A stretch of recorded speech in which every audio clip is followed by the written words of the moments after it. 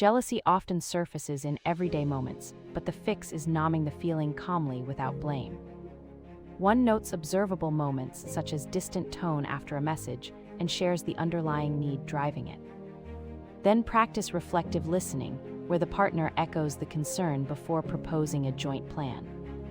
They do a 2-minute boundary reset, agreeing on a time to revisit the topic with curiosity over judgment. They end with a small action that rebuilds trust and reinforces safety when fears surface.